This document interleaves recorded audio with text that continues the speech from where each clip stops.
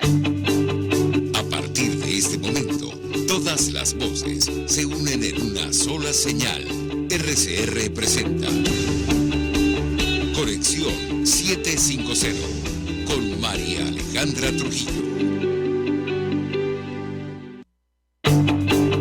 Muy buenas tardes, amigos de Radio Caracas Radio. Todo el equipo que trabaja para ustedes a partir de esta hora los saluda, variada y abundante información que compartir y analizar, como es costumbre la tarde de hoy. Esto es Conexión 750. Comenzamos. ¿Qué está pasando en este país? Y saludamos a nuestro invitado a esta hora, el profesor José Gregorio Afonso, presidente de la Asociación de Profesores de la UCB, nos acompaña. Gracias por atendernos. Buenas tardes. Buenas tardes. Saludos a todos y saludos a los radioescuchos. Con mucho interés, profesor, de escuchar los detalles que pueda compartir con nosotros acerca del tema que nos ocupa en esta parte del programa, que tiene que ver con la convocatoria a un paro nacional de 48 horas los días 28 de febrero y 1 de marzo, por un salario digno, indexado, negociación colectiva y libertad sindical, según decisión que ha adoptado la FAPO. Lo escuchamos. Sí, bueno, en primer lugar queremos señalar que esa paralización de 48 horas del sector universitario es responsabilidad absoluta y plena del gobierno nacional. Este país lleva 2 meses en forma permanente reclamando un ajuste general de sueldos, salarios y pensiones, y el gobierno no ha tenido ninguna propuesta que hacerle a la gente. Es decir, lo que supone no solo un drama social tremendo y una afectación a la familia de todos los trabajadores, sino lo que genera también un colapso en toda la institucionalidad pública, entre ellas la educativa.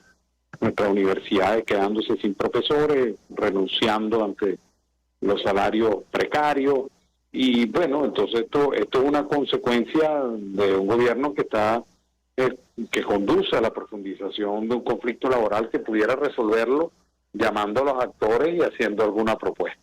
Y en ese marco no solo ha estado el aumento general de sueldos, pensiones y salarios, sino que además tenemos que incluirle que, bueno, desde el año pasado a esta fecha tenemos casi 10 dirigentes sindicales detenidos, y además de eso casi 160 trabajadores con medidas judiciales y de presentación, medidas cautelares que, bueno, limitan severamente la libertad sindical, y la guinda del pastel es que en Margarita el ministro le expresó a las centrales que iba a haber un solo contrato único para salud, educación y el resto de los trabajadores públicos. Cada vez que se ha planteado estas unificaciones, que son improcedentes porque son oficios distintos y en áreas totalmente diferentes, lo que ha resultado un menoscabo de los derechos de los trabajadores. Nuestra propuesta es absolutamente clara. En este país las personas merecen vivir dignamente como producto de su trabajo. Es un reclamo que estamos haciendo no porque nosotros no tenemos el conflicto como fin. Es el gobierno el que está conduciendo a eso. Ahora, si no hay respuesta, ¿cuál es el siguiente paso? Profesor, ¿se lo han planteado? Bueno, nosotros vamos a hacer balance de este paro el miércoles en la tarde, y de allí cualquier forma de lucha está totalmente permitido.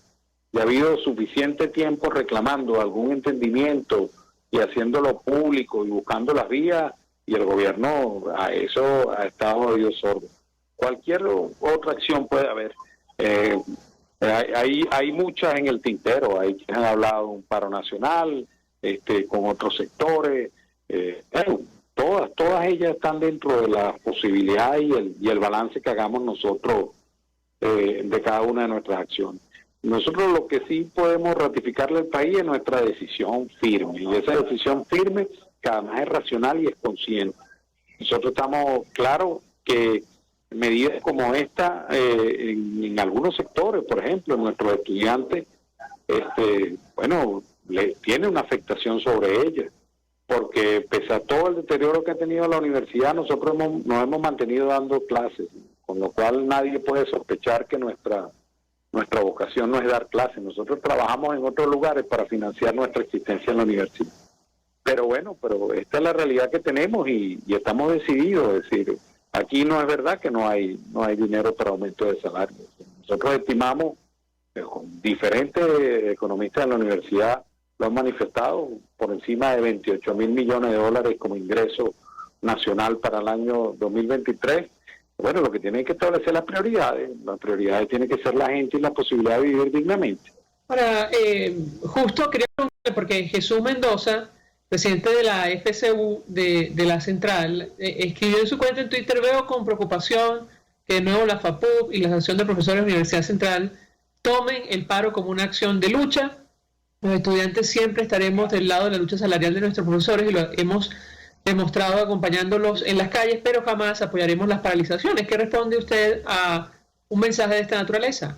Bueno, en primer lugar que lo comprendemos. Es decir, los jóvenes en este país han tenido enormes experiencias ingratas. Si no fuera así, no hubiese 7 millones de personas fuera del país, donde más del 80% son menores de 30 años. Esa es una primera evidencia. O, por ejemplo, no pasara como que en la Universidad Central de Venezuela su matrícula son 20.500 estudiantes, cuando la nuestra en otra hora eran 55.000, es decir, menos de la mitad. En consecuencia, lo comprendemos. Nosotros solo le decimos a los estudiantes que nuestra lucha es por ellos también. Este no es un conflicto por un bolívar tras un medio. No, este es un conflicto por la educación de calidad. Nosotros queremos buenas remuneraciones para que nuestros profesores de escalafón, de nivel, no se vayan y se queden formando a nuestros jóvenes en el país. Esa es parte de la lucha. Bueno, lo comprendemos, es verdad, nuestra relación con los estudiantes es muy buena, pero bueno, es parte de un instrumento que además fue de forma unitaria, fue de forma nacional. Todas nuestras asociaciones de profesores lo aprobaron, todos los sindicatos de las federaciones de obreros lo aprobaron, todos los sindicatos de las federaciones de empleados también. Mañana y pasado debe haber una paralización alrededor de 160.000 trabajadores que no van a asistir a la universidad entre martes y miércoles. Trabajadores incluye todos, profesores, empleados, obreros, y la paralización de no menos para nosotros de 60 instituciones de educación superior en el país. Bueno, profesor, para que la audiencia se haga una idea, ¿cuánto gana un profesor universitario en este momento, tomando en consideración lo que ha venido ocurriendo, por ejemplo, con el dólar y la devaluación de la moneda? La mañana de hoy habría el tipo de cambio por encima de 24 bolívares. ¿Qué puede decirnos? Lo escuchamos. El profesor que más gana en la universidad venezolana, del más alto nivel, con la dedicación full time, no supera los $30. $30 mensuales. Es decir, ese mismo profesor gana en América Latina cerca de $3.900. Nosotros no estamos diciendo que vamos a ganar $3.900 mañana. Estamos pidiéndole al Estado que nos convoque y que discutamos una ruta de recuperación del salario en Venezuela. El trabajo tiene que tener valor, la gente tiene que sentirse bien porque trabaja. Entonces, bueno, nos dé una propuesta, la que sea, y nosotros ahí empezamos a discutir con ellos qué se puede hacer y qué no. Fíjense que todo es tan irreal en lo que señala el gobierno, que el gobierno aprobó un bono de $30, que lo pagó el 15 de enero, y lo pagó nuevamente el 15 de febrero, y lo pagó indexado, con lo cual ya el mito de que las remuneraciones no pueden ser indexadas queda totalmente al margen de cualquier consideración. Entonces, claro, nosotros, en primer lugar, que sea indexado, luego discutimos el monto, está bien, es indexado. Hay diferentes formas de indexar, puedes indexar al dólar, puedes indexar al petro, puedes indexar a la canasta alimentaria. Tú puedes establecer el mecanismo que va a permitir contar con una escala de salario. Bien, lo primero que queremos es que sea indexado. Eso es más importante que el monto incluso, porque un monto muy alto que sea fijo, rápidamente el tipo de cambio, la volatilidad del tipo de cambio en Venezuela lo destruyen en un segundo. De hecho, ese mismo profesor que gana $30 en marzo del año 2022 ganaba 126, es decir, se redujo tremendamente. En consecuencia, que sea indexado y que además los contratos colectivos se discutan por sectores. Si el sector de educación universitaria tiene que discutir su contrato colectivo, nosotros no podemos discutirlo con salud. Salud tiene oficios distintos, absolutamente distintos. Ni uno es más importante que otro, ni menos importante, sino que son diferentes. Es decir, un profesor que está dando clase en arte no es lo mismo que un médico intensivista. Son absolutamente distintos. Los dos son muy importantes para el país, pero su oficio es distinto. No lo puede regular un mismo instrumento en su relación laboral. Profesor, tengo que hacer una pausa para ir a publicidad. A eso quisiera referirme a la versión de las autoridades. Creo que lo conversamos en un momento determinado. Delcy Rodríguez dijo en enero que más pronto de lo que se imaginan habría anuncios sobre ajustes de salario. No ha ocurrido. El presidente de Fedecámaras habló de abril. Esta mañana nos decían que probablemente será en mayo. Yo quisiera conocer la posición de ustedes en la Asociación de Profesores sobre este tema. Al regreso le doy la palabra para contestar. Ya venimos.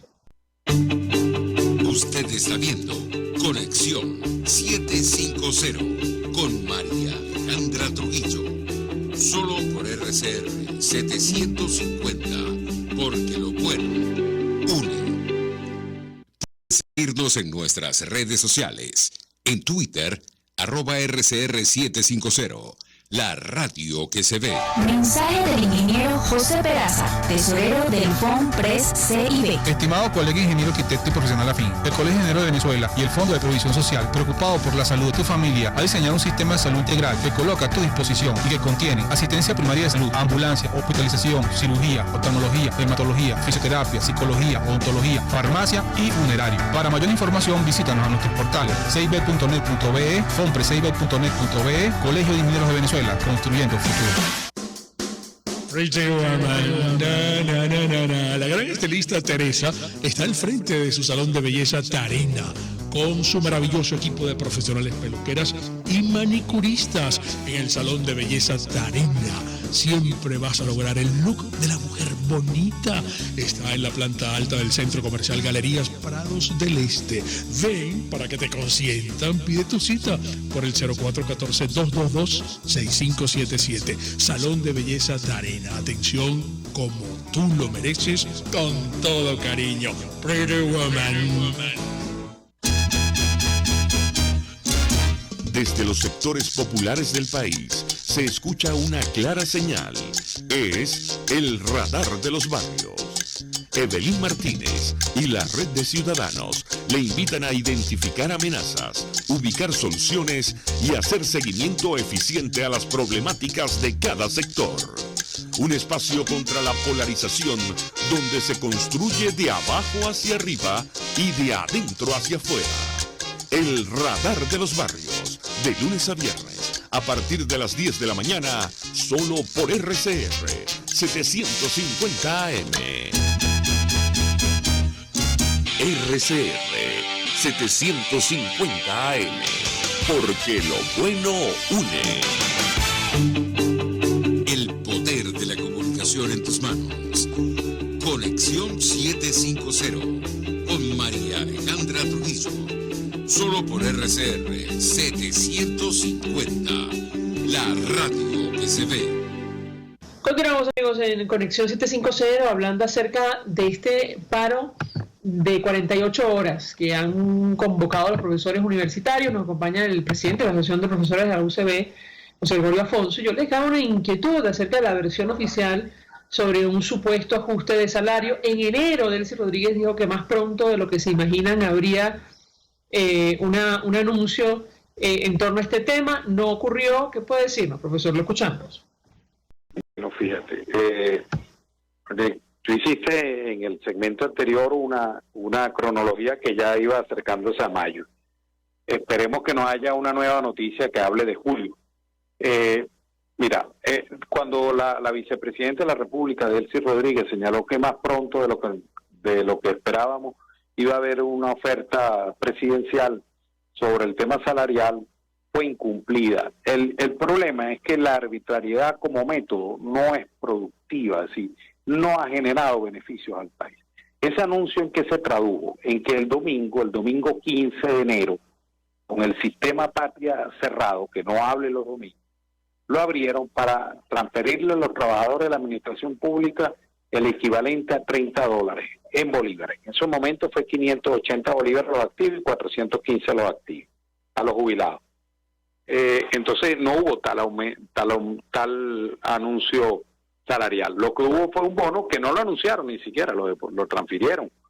Y luego eso se volvió a hacer en el mes de febrero. Luego vino el viceministro de Finanzas, Jesús Faría, el diputado Jesús Faría, señalando que iban a haber anuncios en el segundo trimestre de este año sobre el tema salarial. De Cámara fue a Margarita anunciando que creía que el salario mínimo podía ser $50, después hizo una rueda de prensa y dijo que no había dicho lo que dijo, y así, bueno, ha habido digamos, 1000 vueltas sobre un mismo asunto sin que hubiese ninguna resolución. Por eso es que está la situación en que estamos, por eso es la paralización de mañana, eso es lo que la está provocando y lo que puede provocar lo que venga de seguir, por la falta de seriedad. Si el país no tiene recursos, nosotros decimos que sí, si no tiene recursos, bueno, siéntenos y muéstrenos que no tiene recursos. Vamos a discutir el presupuesto nacional, vamos a mostrar las cifras, vamos a ver la frecuencia de cargo. Eso es lo que hay que hacer, eso es lo que hace un gobierno responsable. Lo que no puede decir es que decirle a uno que no tiene recursos y no discuta, porque nosotros podemos, mientras ellos no nos muestran que no tienen recursos, nosotros podemos afirmar también que sí los tiene, sin contar aquí que aquí hay una actividad extractiva de alto volumen en oro, en coltán y otros minerales que no son registrados en las cuentas nacionales, porque en el presupuesto nacional no hay ni un registro en lo poco que muestran de presupuesto nacional en la Asamblea Nacional sobre esa actividad. Entonces, bueno, hace falta un nivel de sinceridad. Buena parte del lenguaje que han tenido los trabajadores y tendrán durante toda su historia ha sido la lucha y por eso estamos hablando. Ahora, profesor, ¿qué pasó con la visita de la OIT y los diálogos tripartitos? Bueno, pasó que no hubo ninguna resolución verdaderamente importante. ¿Por qué? Fíjate, salen unas comisiones y se convocan luego para empezar a discutir el método de fijación del salario mínimo. Bueno, está muy bien, trabajen en torno a eso, pero lo que no pueden es aplazar todas las necesidades a que se concreten. Entonces, creo haberle escuchado a la OIT, por la vía de su representante José Elías Torres, bueno, de un salario de emergencia, aprobemos un salario de emergencia mientras culminamos la discusión. Es decir, en donde haya la fijación del salario mínimo nacional, el criterio con el cual se va a fijar el método. Bueno, pero eso no ocurrió. Entonces, al final el diálogo se va devaluando. ¿Por qué se va devaluando? No por los actores ni nada por el estilo. Se va devaluando porque no va obteniendo resultados. Sobre Margarita, los trabajadores, algunos empleadores, los medios de comunicación y la sociedad en general tenía una expectativa. Bueno, cuando termina y no hay ningún resultado, empieza a perder valor en la gente. Y es muy malo que en un país el diálogo, el intercambio y el encuentro pierda valor. Yo creo que el gobierno debe asumir una actitud responsable, y alguien me podrá decir que eso puede ser un poco inocente. Bueno, nosotros somos académicos, nosotros seguimos reivindicando las cosas tal cual como deben ser, y en esa reivindicación seguimos exigiéndole que haya respeto a la negociación colectiva, que se produzca el diálogo social con resultados y que podamos, bueno, mejorar la situación en la que vivimos y también mejorar la educación pública en Venezuela, que es muy importante, la educación de los que menos tienen recursos y de los trabajadores. Ahora, profesor, nos llama la atención que, digamos, la OIT conformó una comisión de encuesta tomando en consideración la gravedad de lo que estaba ocurriendo en nuestro país, y no ha tenido, digamos, este organismo, esta organización, capacidad de presionar al equipo de Nicolás Maduro para que se siente a discutir estos temas, porque una de las razones, usted me corregirá si me equivoco, era justamente el tema salarial, y que ahora mismo el mínimo supera los $5 mensuales, ¿lo escuchamos? Bueno, la OIT ha hecho lo que le corresponde hacer. De hecho, este gobierno no se caracteriza por ser muy prolijo en materia de diálogo y de entendimiento, y sin embargo lo ha obligado a reunirse en 3 oportunidades. Ahora, que se concreten acuerdos no lo puede hacer la OIT solo. Es parte de la lucha que llevamos nosotros y que tenemos que llevar nosotros. Es decir, digamos, el reclamo interno lo que puede hacer que las cosas cambien. Ahora, no ha sido fácil porque, bueno, reitero, el gobierno tiene la arbitrariedad como método. Es un gobierno que se aleja de las buenas prácticas democráticas y entonces no entiende la negociación colectiva, no entiende lo que significa la diversidad de intereses. Él no tiene una narrativa sobre los trabajadores y reproduce unas relaciones laborales absolutamente agresivas, desiguales, regresivas. Entonces, por eso que no ha ocurrido. Yo creo que la OIT ha hecho un buen papel porque a través del informe de encuesta, que al final es un informe sobre la violación de los derechos laborales, obligó al gobierno a sentarse. Ahora, ¿no cree usted que podría hacer algo más? No solo por el tema del salario, también la persecución de los trabajadores. Es como, digamos que no se registraran avances a pesar de las 3 visitas que ha realizado a nuestro país. ¿Qué opina usted, profesor?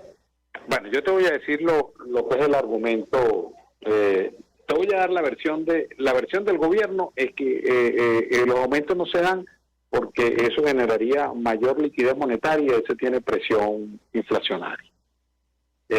Nosotros vamos a cumplir el 15 de marzo un año sin aumento de salario mínimo en el país y la inflación llegó casi 240%.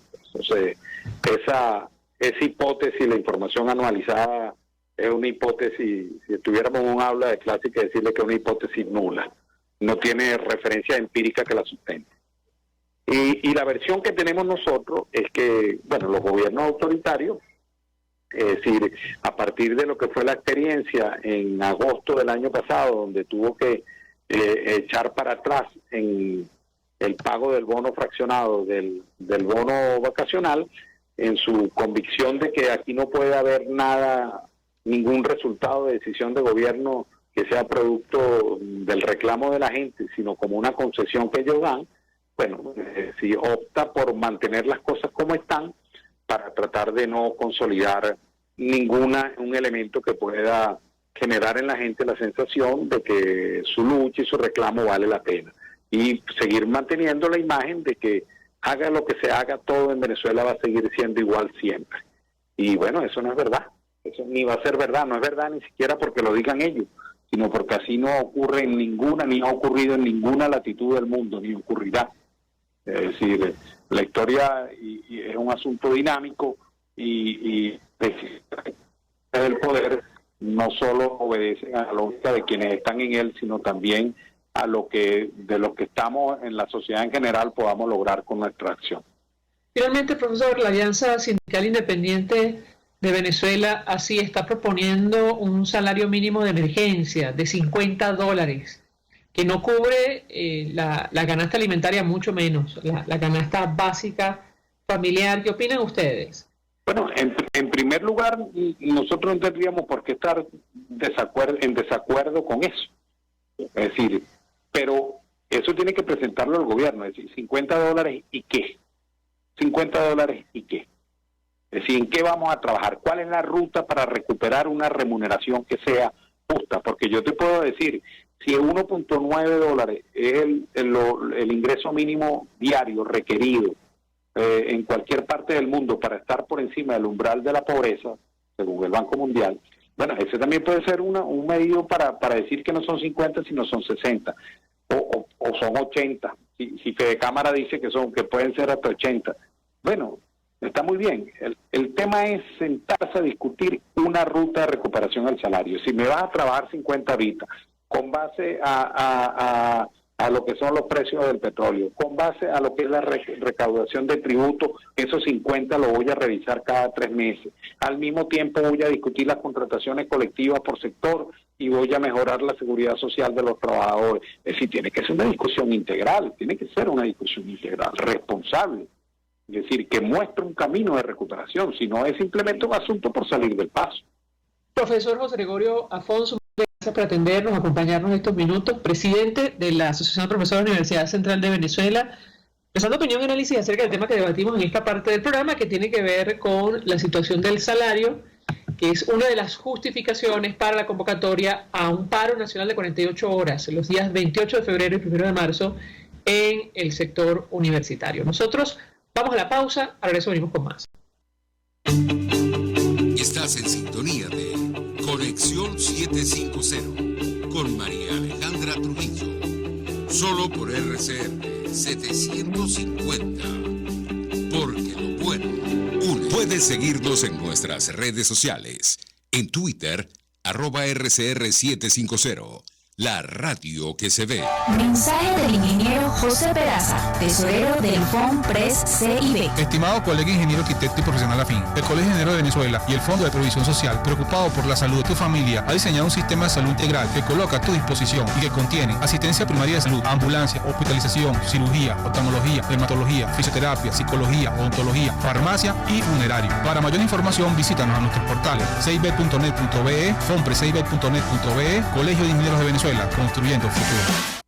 Y ahora quiero hablarte de la estación de servicio del Club Hípico, esa misma frente al Terras Plazas. Te invito a que la sigas en su Instagram, @bpterrazas, donde en su historia están informando permanentemente la dinámica diaria en cuanto al servicio de surtido de gasolina. Con todos los mecanismos de pagos, la bomba Terrazas del Club Hípico cuenta con una gran tienda de conveniencia donde podrás encontrar todo lo que necesitas, tanto para ti como para tu carro, y también con atención de baterías Duncan.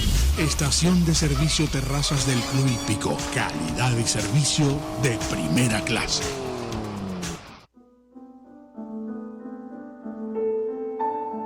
La Academia de Ciencias Físicas, Matemáticas y Naturales presenta El progreso tiene su ciencia. Hoy presentamos Luis Gaucho Herrera, artífice de relatividades. Nada más concebir la idea de dedicarse a la teoría de la relatividad de Einstein, entre tanto paisaje caribeño, puede lucir como un extravío tropical. Sin embargo, a esa utopía dedicó Luis Herrera Cometa sus mejores esfuerzos. Había nacido circunstancialmente en Buenos Aires en 1946. De allí su persistente alias El Gaucho Herrera. Estudió física en la hoy desaparecida Unión Soviética y obtuvo su doctorado en Francia. El Gaucho Herrera consiguió en las aulas de la Universidad Central de Venezuela el escenario para imponer su utopía a la realidad. Allí enseñó y graduó una veintena de doctores y logró una masa crítica de físicos para la creación de seminarios sobre relatividad y campos en un polígono formado por la Universidad Central de Venezuela, el Instituto Venezolano de Investigaciones Científicas y la Universidad Simón Bolívar, y que posteriormente el emergente grupo en la Universidad de los Andes añadiría su cuarta arista. El Gaucho Herrera enfocó su interés científico en diversos problemas de la física teórica, en particular en desentrañar lo que una teoría compleja como la relatividad general tiene que decir sobre distribuciones de materia y energía muy concentradas y con enormes campos gravitacionales, como estrellas de neutrones. Publicó, organizó congresos, escuelas y otras rutinas propias de la vida académica, pero además logró el reconocimiento de sus pares.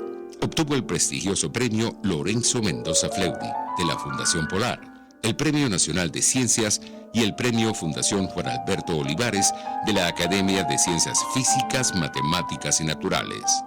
El doctor Luis Herrera Cometa no abandona su pasión por la física teórica y desde la diáspora en Salamanca mira con preocupación la disolución de la edificación científica que tanto ayudó a erigir. El progreso tiene su ciencia. La Academia de Ciencias Físicas, Matemáticas y Naturales presentó El progreso tiene su ciencia. RCR 750 AM, porque lo bueno une.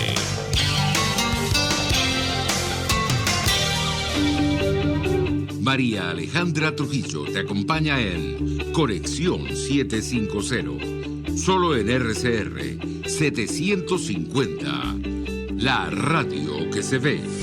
Claro y raspado.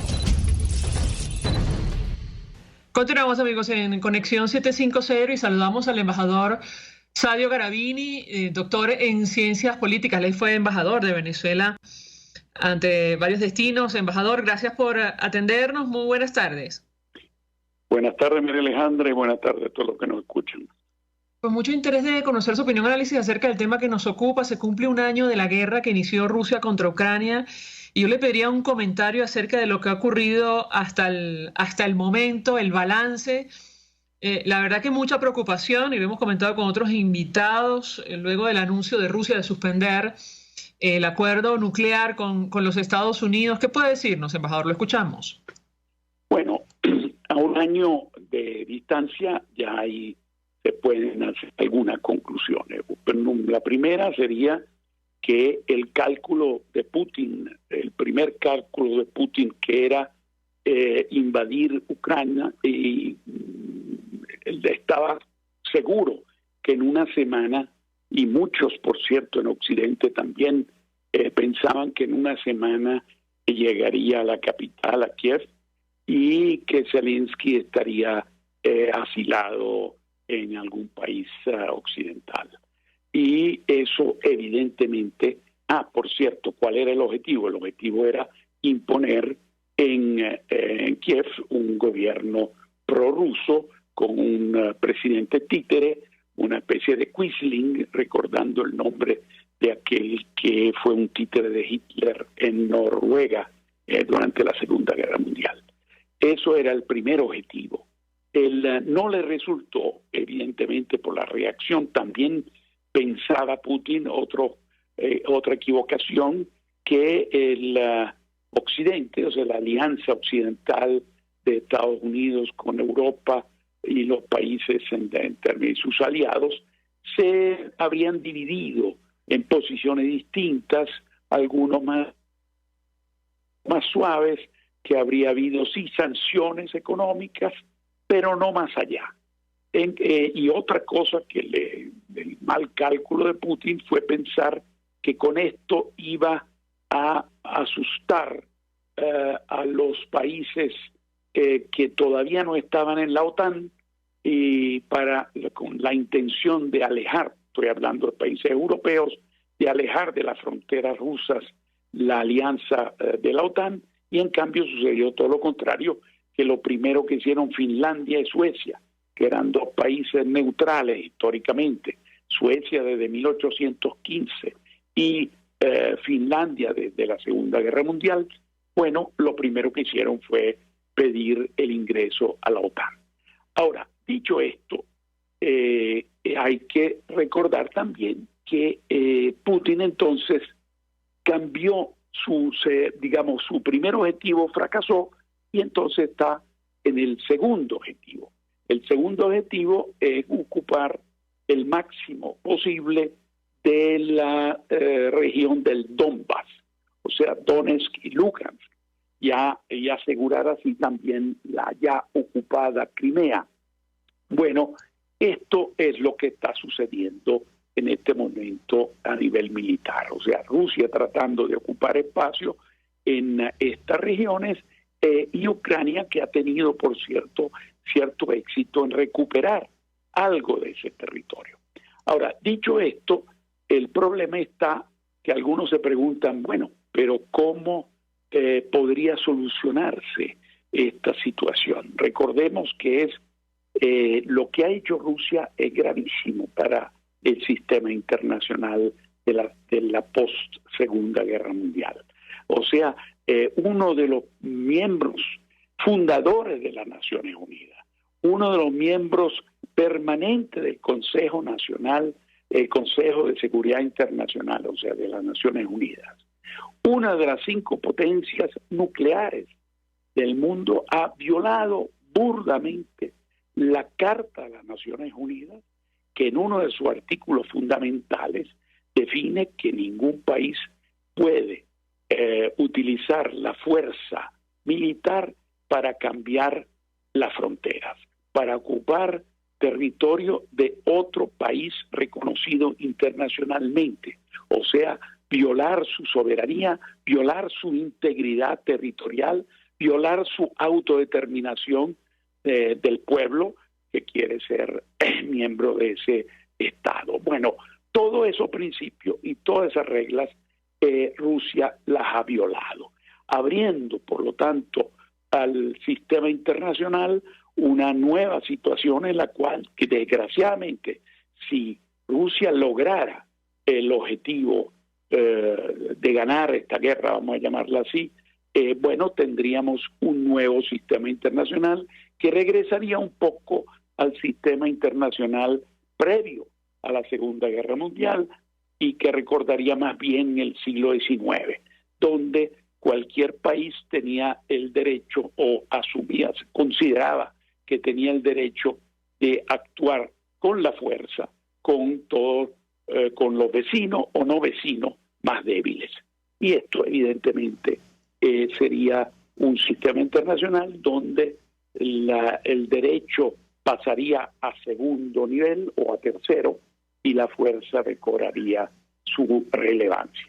Bueno, ahora la pregunta que uno se podría hacer es cómo solucionar este asunto, siendo realistas, porque ahí está el problema. Putin se equivocó, está pagando un costo elevado en términos de vidas humanas, de 500,000 rusos que han salido en estampida de Rusia, básicamente jóvenes, preparados además técnicamente, tecnológicamente, porque no quieren ser conscriptos, no quieren ir a hacer la guerra en Ucrania. Y entonces tenemos una situación a mediano y largo plazo. Las sanciones le van a costar aún más de lo que le ha costado en este primer año. Pero Putin tiene un problema fundamental, que si perder la guerra es algo que es absolutamente y existencialmente imposible para él. O sea, él perdería no solo el poder, sino probablemente su misma vida, dado cómo se manejan las cosas en Rusia de siempre, tanto en la época de los zares, con la época de Stalin. Difícilmente se sale del poder habiendo perdido una guerra y yéndose en paz a su casa. Eso desgraciadamente es raro. Y por lo tanto para Putin es existencial pues evitar de aparecer perdiendo esta guerra. Ahora, entonces, ¿qué significa? Porque ahí está el problema. ¿Cuál podría ser una solución aceptable, razonable, que a menos que Putin lo saquen del poder, porque ahí está la posibilidad que existe? O sea, dentro del sistema de Rusia podría haber un golpe de palacio, un golpe militar, un golpe frío, un cambio de mando que permitiría una solución más favorable, digamos, a Ucrania. En cambio, si permanece Putin en el poder, personalmente yo veo solo una solución razonable y posible, que países como China, India y Brasil, que tienen un peso en el sur global y en la geopolítica actual, podrían presentar una solución. ¿Cuál podría ser? Hay buena parte, hay que recordar que Ucrania después de la Segunda Guerra Mundial, se formó con sectores de la población y territorios polacos, que habían sido polacos, y parte del imperio austrohúngaro. Y la parte oriental, en cambio, es un territorio que siempre ha sido básicamente bajo control ruso, y en la cual hay buena parte de la población, una parte importante, no necesariamente mayoritaria, que podría sentirse dispuesta a integrarse a Rusia. Estoy hablando de Crimea en particular. Crimea, recordemos que ha sido territorio ruso hasta 1956, cuando Khrushchev, que era ucraniano, pero estamos hablando de la Unión Soviética, traspasó Crimea a Ucrania. Y la traspasa a Ucrania, pero recordemos que eso sería como pasar un presidente zuliano, pasarle un pedazo del Falcón a Zulia. Bueno, habría gente que se molestara, evidentemente, pero no sería un problema político mayor en términos internacionales. Bueno, eso fue lo que pasó en 1956. Y la población de Crimea es una población mayoritariamente de habla rusa. Y entonces la posible solución podría ser unos referenda bien organizados por las Naciones Unidas, no por Putin, donde podría verse, analizarse certeramente con un referéndum en cada parte del Donetsk y de Lugansk y de Crimea, dónde estaría la mayoría de la población a favor de integrarse a Rusia.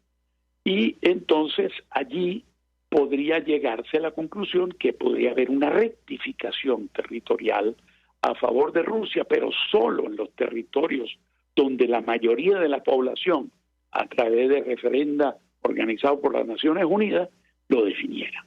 Eso sí, a Ucrania se le debería entonces, Rusia debería aceptar algo que hasta ahora ha considerado siempre algo como un imposible, algo inaceptable, el ingreso de Ucrania a la OTAN y a la Unión Europea, porque eso sería la única garantía que se le podría dar, la única garantía real que se le podría dar a Ucrania en ese arreglo, vamos a decir, diplomático.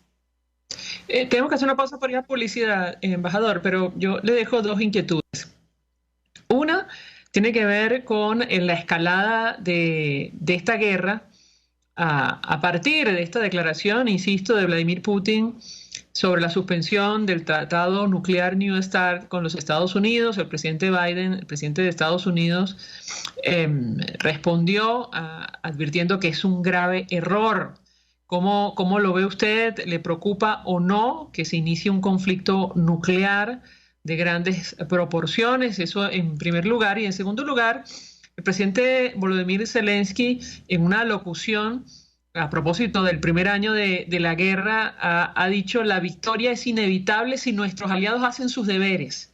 Al regreso, le doy la palabra para analizar el fondo, el alcance de lo dicho por el presidente Zelensky. Ya venimos. Escuchamos Conexión 750, solo por RCR 750, la radio que se ve. Puedes seguirnos en nuestras redes sociales. Twitter, @RCR750, la radio que se ve. Mensaje del ingeniero José Peraza, tesorero del FONPRES CIB. Estimado colega ingeniero arquitecto y profesional afín, el Colegio de Ingenieros de Venezuela y el Fondo de Previsión Social, preocupado por la salud de tu familia, ha diseñado un sistema de salud integral que coloca a tu disposición y que contiene asistencia primaria de salud, ambulancia, hospitalización, cirugía, oftalmología, dermatología, fisioterapia, psicología, odontología, farmacia y funerario. Para mayor información, visítanos a nuestros portales cib.net.be, fonprescib.net.be, Colegio de Ingenieros de Venezuela, construyendo futuro. El que sabe de sabor sabe de saber que Del Corso es la clásica pastelería italiana de Caracas. Qué ricos sus dulces típicos tradicionales, como los auténticos cannoli, la sfogliatella o la cola de langosta, no tienen comparación. La pasta seca de almendras y chocolate o su gran variedad de tortas, cumpleaños, bodas, bautizos o comuniones, reuniones familiares o eventos corporativos. Teléfonos 0212-941-1971. Pastelería Del Corso, la pastelería italiana por tradición y excelencia. RCR 750 AM, porque lo bueno une. El poder de la comunicación en tus manos. Conexión 750 con María Alejandra Trujillo. Solo por RCR 750, la radio que se ve. Continuamos, amigos, en Conexión 750, tratando de hacer balance de este primer año de la guerra que inició Rusia contra Ucrania. Nos acompaña el embajador Sadio Garavini, fue embajador de Venezuela, él es doctor en ciencias políticas, y yo le he dejado un par de inquietudes. Una tiene que ver con la escalada del conflicto a partir de la suspensión del tratado de desarme nuclear New START anunciada por Vladimir Putin. Desde Estados Unidos han respondido: es un grave error. ¿Cómo lo interpreta usted, embajador? Y por otra parte, el alcance de la declaración que ha hecho hoy el presidente Zelensky a propósito del primer aniversario de la guerra. Él indicó: nuestra victoria es inevitable si nuestros aliados hacen sus deberes. ¿Qué puede decirnos, embajador? Lo escuchamos. Bueno, en relación a la primera pregunta, el riesgo de una escalada a nivel nuclear desgraciadamente existe, pero lo considero muy bajo. O sea, el discurso que dio Putin en estos días se parece mucho al mismo discurso que dio al inicio de la guerra. Él le interesa asustar a los europeos en particular con la idea de que esto puede escalarse, de que esto se puede salir del cauce, de que puede venir una guerra nuclear, etcétera. Evidentemente yo te diría muy bajo. ¿Por qué? Porque la guerra nuclear provocada por Rusia significaría la destrucción total de Rusia. O sea, iniciar una guerra contra la OTAN es suicidio. Eso lo veo yo solo en una situación realmente de descontrol total, en la cual la racionalidad se pierde. Eso yo lo veo más bien que son amenazas, son maneras de bullying, como dicen en Estados Unidos, o sea, tratar de hacer ver que ellos tienen más fuerza de lo que tienen. Pero Rusia, recuerda, ya no es la Unión Soviética. La Unión Soviética tenía 327 millones de habitantes. Ahora Rusia tiene 146. Cuando la séptima, ahora en términos económicos, está por debajo de Italia, la economía rusa. Entonces, yo veo pero muy cuesta arriba que se vaya a una escalada.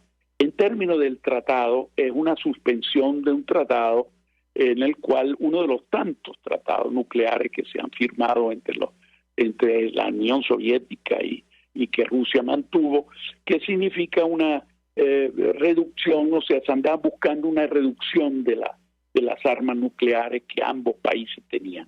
Bueno, lo que hay ahora es una suspensión. Evidentemente no va a haber ninguna reducción de armamento nuclear. Vamos hacia un rearme nuclear mundial, no solamente entre Estados Unidos y Rusia, sino que es evidente que viene un rearme, en este caso no nuclear necesariamente, que es el de Alemania, que ya está anunciado, que va a doblar su gasto militar, el de Japón, que sí va a ser muy importante, y no me extrañaría que Japón empezara a pensar en un rearme, no solo el que ha anunciado de material convencional, sino también en la posibilidad de armarse nuclearmente, particularmente por la amenaza de China y de Norcorea. O sea, vamos a un mundo que evidentemente viene un rearme. Eso no quiere decir que vaya a explotar en una tercera guerra mundial. Desgraciadamente hay ese riesgo, pero es bastante menor. Y la segunda parte era sobre, ya se me olvidó, ¿lo puedes recordar? No, la declaración del presidente Zelensky a propósito del aniversario de la guerra, embajador, él entre muchas cosas ha advertido que la victoria es inevitable siempre y cuando sus aliados hagan sus deberes. ¿Cómo lo interpreta usted? Lo escuchamos. Bueno, es una fórmula muy elegante para decir eso, para presionar a todos sus aliados para que le manden las armas necesarias para defenderse. O sea, lo que está diciendo, bueno, está muy bien que me estén dando todos los apoyos del mundo, los discursos muy bonitos, pero yo necesito que me manden las armas a tiempo y en cantidades. Entonces, evidentemente, eso es el discurso de Zelensky, aprovechando el aniversario, aprovechando todos los discursos a favor de Ucrania que han dado todos los jefes de Estado europeos y de Estados Unidos, la visita de Biden a Polonia, y ahora, por cierto, el día después llegó la primera ministra italiana, después está la Estonia. O sea, es un viaje que hay continuo a Kiev dándole el apoyo a Ucrania, pero evidentemente cuando se trata de enviar las municiones, los tanques, etcétera, hay retrasos, hay dificultades logísticas también, pero es una manera de presionarlo porque sabemos que ha habido ya una ofensiva rusa que, por cierto, no ha sido muy exitosa, se esperaba hace tiempo, con toda una cantidad de nuevos conscriptos que fueron enviados al frente de Ucrania, y no ha tenido el resultado que se creía desde el punto de vista militar. Se denota que la fuerza militar rusa había sido muy sobreestimada en todos estos años, y ahora puede venir, y Zelensky está preparando una contraofensiva en primavera, y para eso obviamente necesita que le lleguen los tanques Leopard, los tanques Abrams, los tanques ingleses, que le lleguen las municiones y que le lleguen todo eso a tiempo. Y está también forzando un poco, presionando para que les manden también aviones. Hasta ahora tanto los países de la OTAN han pensado que no era conveniente todavía enviarle aviones, porque evidentemente el avión es un arma que puede ser fácilmente llevada a la ofensiva, o sea, en territorio ruso, que es lo que no se quiere en la OTAN, que quiere manejar con prudencia la relación para tratar de decir que, bueno, aquí se trata de una guerra defensiva, y esa guerra defensiva implica la recuperación del territorio ocupado, invadido, pero no tanto el ataque al territorio ruso propiamente dicho. Y entonces los aviones es un poquito más delicado, aun cuando yo creo que si la guerra sigue, si no hay una solución negociada, que se ve muy difícil en este momento, podría llegar el momento del envío también de aviones por parte de la OTAN a Ucrania.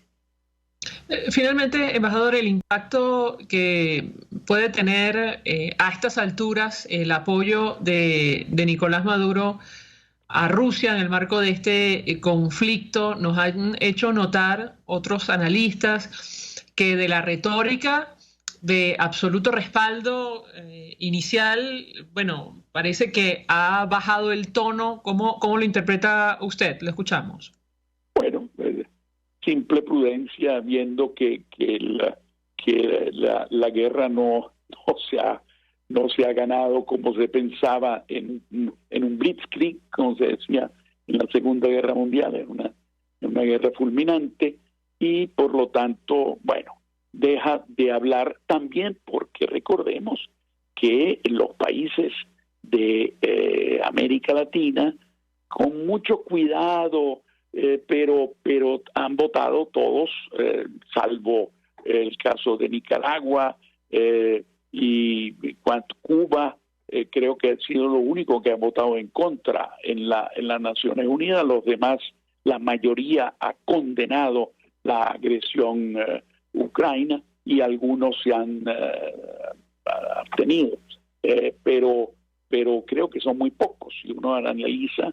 Entonces la situación por parte de Maduro, cuando ve que Colombia, Brasil, Chile, Argentina, todos ellos han condenado la agresión, bueno, se ha hecho, como se dice vulgarmente, loco en las Naciones Unidas, porque no tenemos votos, como tú sabes, por maulas, por no pagar la cuota en las Naciones Unidas, no tenemos votos, estamos sin voto, y entonces no se ve qué posición Venezuela hubiese tomado. ¿Qué hubiese tomado? Sería interesante hacerle la pregunta al régimen. Mire, si usted tenía el voto, ¿por quién votaba? ¿Iba a votar con Rusia contra la gran mayoría del mundo, o se iba a abstener? Yo creo que se hubiese abstenido, pero bueno, eso es ya una especulación. Lo que te quiero decir es que, bueno, te repito lo que dije al comienzo, América Latina es uno de los grandes defensores, siempre todos los países de América Latina, del multilateralismo, de la Carta de las Naciones Unidas, del respeto a la soberanía nacional, de la autodeterminación de los pueblos, de la integridad territorial de los países reconocidos internacionalmente. Bueno, Rusia rompió todo eso, violó todo eso, y los países de América Latina, algunos recuerda siempre, desgraciadamente los países tienen más intereses que valores, y entonces tú ves cómo tratan de, lo que se abstuvieron, por ejemplo, tratan de ocultar su posición. Muchos de ellos, recordemos, China es el principal socio comercial de Sudamérica, no de América Latina, porque Centroamérica y México es distinto, pero si tú agarras solamente Sudamérica, China ya es el primer socio comercial. Rusia tiene obvios intereses, digamos, geopolíticos en Venezuela, Nicaragua y Cuba, que los apoya precisamente porque son anti-norteamericanos.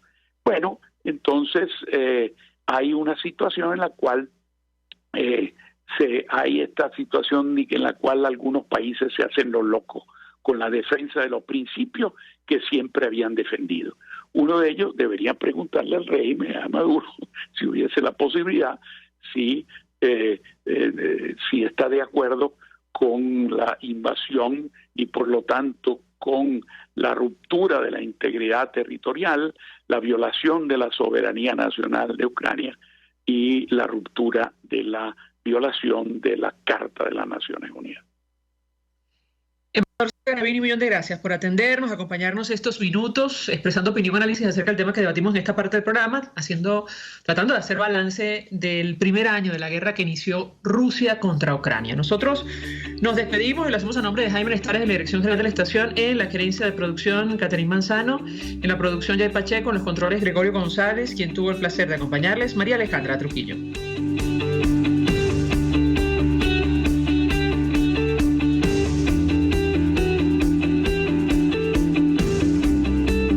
De Previsión Social del Colegio de Ingenieros de Venezuela presentó.